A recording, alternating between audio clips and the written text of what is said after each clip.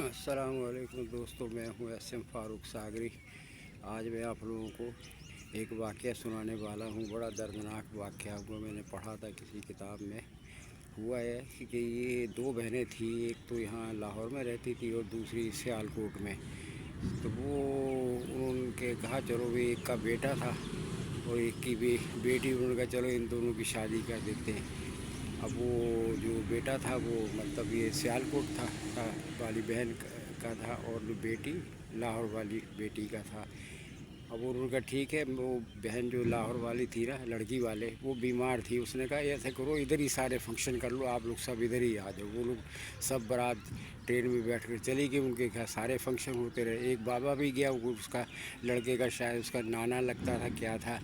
तो वो एक लड़का वहाँ शरारती था, लाहौर वाली जो बहन थी ना, उसका बेटा जो था ना, तो वो शरारती था।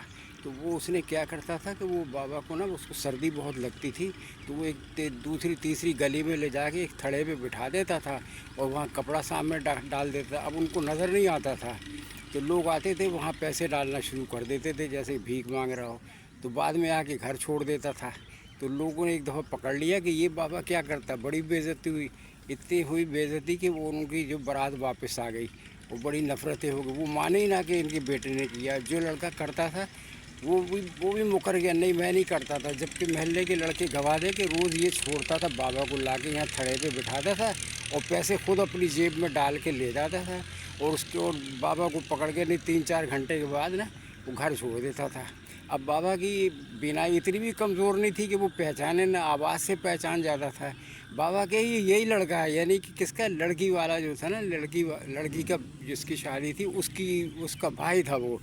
और वो इतनी बड़ी बेइज्जती उनकी हुई। अब ये भी नहीं कि वो अपने बच्चे को समझा दे कि ऐसी गलत बात है, ऐसी हरकत नहीं करते।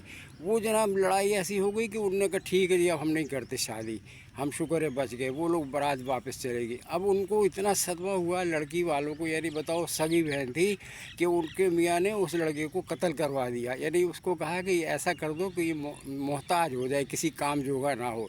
अब उसने क्या किया कि उन्होंने उसको मोहताज करने को उसको बिल्कुल ही कत्ल ही कर दिया। तो ये देखें कितनी अंदोनाक वाक़या है। तो हमें चाहिए अपने बच्चों को समझाएं और अपनी गलती का इकरार करें। अपने बच्चों को है कि गलत बात है। सारे तो गवाही दे रहे थे कि तुमने बाबा को बैठा के और उसको फ़कीर बना देते थे और पैसे जेब में डाल देते थे। उसके बावजूद भी इतनी सी बात थी, तुम अपने बच्चे को डांट देते कि ये तुमने कितनी गलत हरकत की। तो बारात वापस गई दो सगी बहनों का। कि उम्मीद है आप लोग भी इससे कुछ सबक सीखेंगे। अल्लाह हाफिज़।